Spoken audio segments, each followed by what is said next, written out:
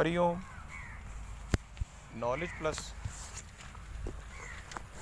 Channel में हम सभी विद्यार्थियों का स्वागत करते हैं। आज हरिओम एस्ट्रोलॉजी क्लास नंबर 65 है। आज इस क्लास में एक छोटे से कंसेप्ट पर अपने ध्यान को केंद्रित करें।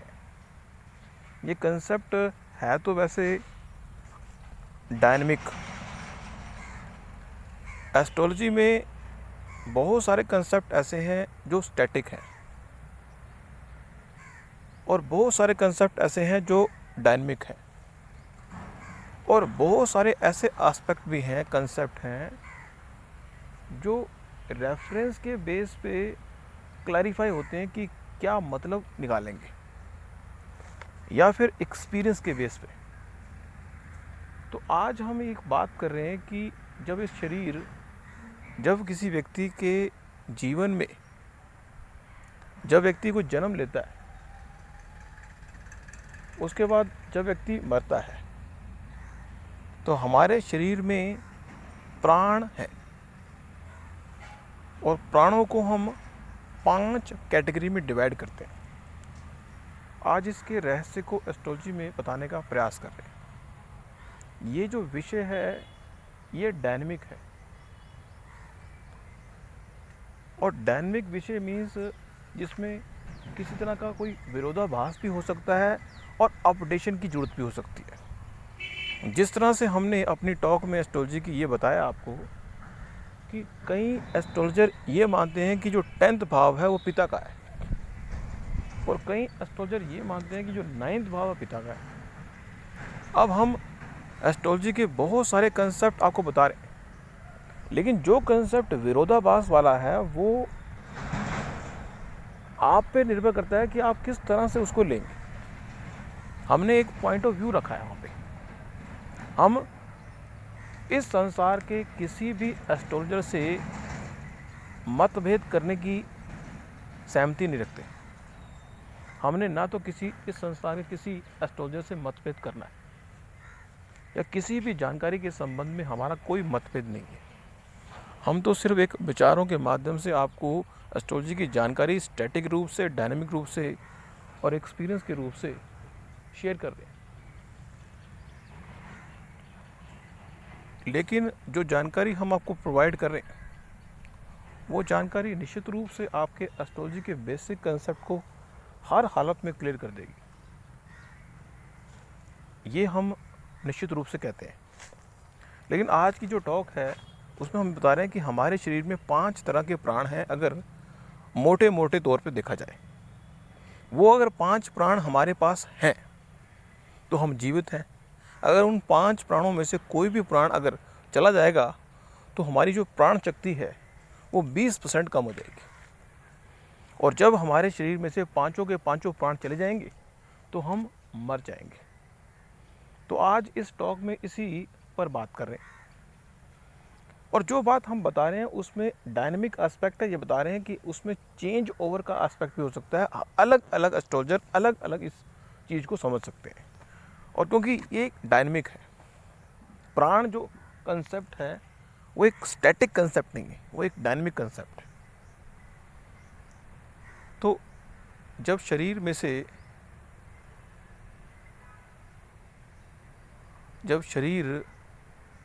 में से प्राण निकलते हैं तो एक प्राण होता है जिसको बोलते हैं अपान प्राण।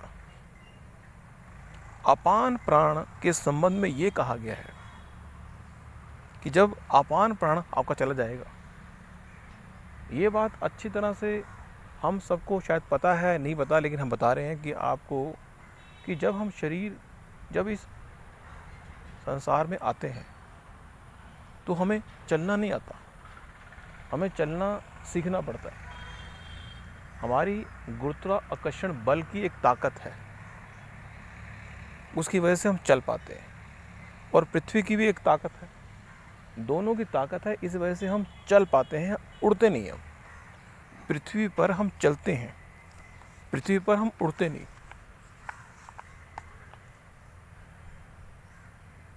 लेकिन जब गुरुत्वाकर्षण बल जो पृथ्वी का है और हमारा है, हमारे पास अगर किसी तरह का कोई भी गुरुत्वाकर्षण बल ना हो तो हमारा जो अपान प्राण की शक्ति है वो कम हो जाएगी। और 20% अगर हमारी अपान प्राण की शक्ति कम होगी तो जब यह व्यक्ति बीमार होता है तो उसकी अपान प्राण की शक्ति कम होती है, इसलिए वो चल नहीं पाता। जब व्यक्ति चलने की पावर कम हो जाए उस व्यक्ति की, बुढ़ापे में अक्सर व्यक्ति की चलने की पावर कम हो जाती है और वो हमेशा ये विचार करता है कि मैं ना अगर बैठा रहूं किसी जगह पे तो मुझे कंफर्टेबल महसूस होता है, या मैं अगर लेटा रहूं तो लगता है बिल्कुल ठीक है, क्योंकि उसके अंदर अपान प्राण की शक्ति कम होगी। तो जब व्यक्ति की स्वाभाविक रूप से मौत होती है तो पहले उस व्यक्ति का अपान प्राण 9-2-11 होता है, जाता है। ये एक पॉइंट ऑफ व्यू है यहाँ पे, लेकिन जो ये प्राण के बारे में बहुत कुछ आपको सीखने को मिलेगा।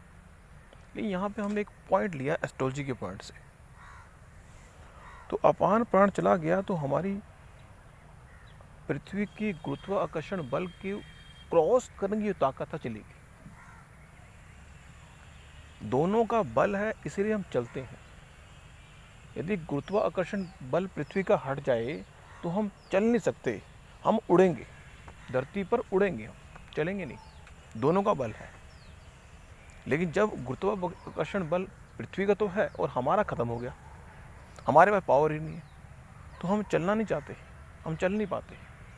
हम कहते हैं पृथ्वी का गुरुत्वाकर्षण बढ़ गया है, हमारा कम हो गया है, हम लेट जाते हैं, आराम करना हमें पसंद आता है। पहला प्राण चला गया। दूसरा प्राण हमारा होता है जिसको बोलते हैं हम समान प्राण। अब अगर समान प्राण हमारे शरीर से जो है चला जाएगा तो उससे होगा क्या? उससे ये होगा कि हम जो भी खाएंगे, हम जो भी खाते हैं वो समान रूप से हमारे शरीर के अलग अलग अंगों पर, बॉडी के हर पार्ट को जाता है, सप्लाई होता है।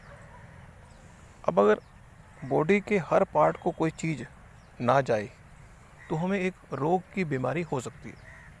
उसे बोलते हैं हम कि व्यक्ति को पैरालाइज हो गया, उसके बॉडी का वो पार्ट पैरालाइज हो गया, उसमें खून का प्रवाह जा नहीं रहा। तो समान प्राण चला जाए तो व्यक्ति की बॉडी का कोई पार्ट काम करना बंद कर देता है, महसूस नहीं होता। तो पहला प्राण गया तो हम लेट गए, दूसरा प्राण गया तो हमारे शरीर का कोई पार्ट, इसमें रक्त का संचार नहीं हो पा रहा, उसमें हम महसूस नहीं कर पा रहे कि ये जो बॉडी का पार्ट है हमारी बॉडी का पार्ट है। हमें फील नहीं हो रहा, हमें कोई सुई चुभ हो रहा है तो चुभ नहीं रही, क्योंकि वो पार्ट हमारे जो बॉडी के जो समान रेशो में सप्लाई है वो नहीं हो पा रही। तीसरे अगर प्राण की बात की जाए, वो प्राण है समान प्राण। समान प्राण जो है वो प्राण है जो समान रेशो, समान प्राण तो हो गया उदान प्राण। अगला जो है उदान प्राण। उदान का मतलब कि जो हमारा पेट है, नॉर्मली जब भी कोई व्यक्ति कोई चीज़ खाता है, नॉर्मली जब भी व्यक्ति कोई चीज़ खाता है तो छोटी आंत, बड़ी आंत और लीवर, ये 3 मेजर कंपोनेंट है जो चीज़ को पचाने में हमारी हेल्प करते हैं। जब भी व्यक्ति कोई चीज़ खाता है तो छोटी आंत, बड़ी आंत, हमारा स्टमक और लीवर, ये, और एक किडनी को भी ले लें अगर हम, लेकिन किडनी तो हमारे शरीर के वेस्ट को बाहर निकालने के लिए, कहने का पर्पज़ ये है कि उदान प्राण, हमारा पेट चीज़ों को पचा नहीं पा रहा, हमारी छोटी आंत, बड़ी आंत, लीवर चीज़ों को पचा नहीं पा रहा। मीन्स इसका मतलब हमारे उदान प्राण में कोई दिक्कत आ गई। उदान प्राण में दिक्कत आती है। अब अगर अपान प्राण में दिक्कत आई तो हम लेट गए, समान प्राण में दिक्कत आई तो हमारे बॉडी का कोई स्पेसिफिक पार्ट हमें महसूस नहीं हो रहा कि वो हमारा पार्ट है या नहीं। उदान प्राण में दिक्कत आई तो हम जो खा रहे हैं पेट उसको डाइजेस्ट नहीं कर पा रहा, हम जो खा रहे हैं पेट उसको डाइजेस्ट नहीं कर पा रहा। मीन्स हमारा उदान प्राण काम करना बंद कर गया। मीन्स 20% काम करना बंद हुआ तो हम लेट गए, 20% और काम करना बंद हुआ तो हमारा एक बॉडी पार्ट काम करना बंद कर गया, 20% और हुआ तो हम जो खा रहे हैं वो अब पच भी पा नहीं रहा। मीन्स उधर जो खा रहे हैं वो वापस बैक गियर लगा रहा है, बैक आ रहा है। तो इसका मतलब हमारे उदान प्राण में भी दिक्कत आ गई। फिर हमारे पास एक प्राण है, उसको बोलते हैं व्यान प्राण। व्यान प्राण वो प्राण है कि हम बोलने की ताकत से भी अब महरूम हो रहे हैं, हम बोल भी नहीं पा रहे।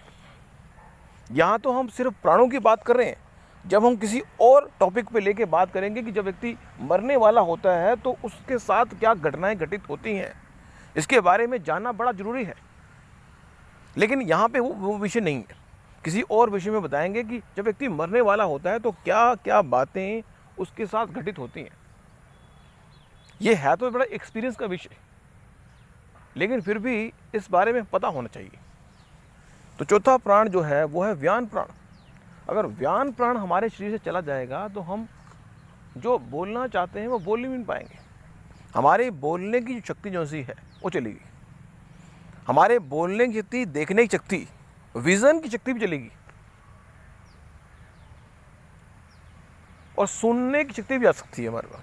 तो ये जो व्यान प्राण है हमारी देखने की, सुनने की और बोलने की शक्ति के लिए विशेष रूप से उपयोगी है। ये भी अगर चला गया तो इसका मतलब हमारा ये प्राण भी चला गया। लास्ट जो प्राण है हमारे अंदर, जो प्राण अगर वो चला जाता है तो हमारी मृत्यु हो जाएगी। तो हर व्यक्ति के शरीर में 5 तरह के प्राण हैं, और हम इन 5 तरह के प्राणों के बारे में आपको हमने बताया। व्यक्ति जब बीमार होगा तो उसका अपान प्राण उसका साथ छोड़ देगा, उसके बाद समान प्राण साथ छोड़ेगा तो बॉडी के हर पार्ट में सप्लाई प्रॉपर नहीं होगी। फिर उदान प्राण साथ छोड़ेगा तो हम चीज़ पचा नहीं पाएंगे। फिर व्यान प्राण साथ छोड़ेगा तो हम बोल नहीं पाएंगे, देख नहीं पाएंगे और सुन नहीं पाएंगे। और अगर प्राण हमारा साथ छोड़ देगा तो हम मर जाएंगे, हमारे शरीर से आत्मा निकल जाएगी। तो ये एस्ट्रोलॉजी का एक छोटा सा कंसेप्ट था जो एस्ट्रोलॉजी के साथ समझने के पॉइंट से हमने आपको बताया। नेक्स्ट टॉक में कुछ और जानकारी हम आपको देंगे। Thank you so much for listening and supporting Hari Om knowledge plus.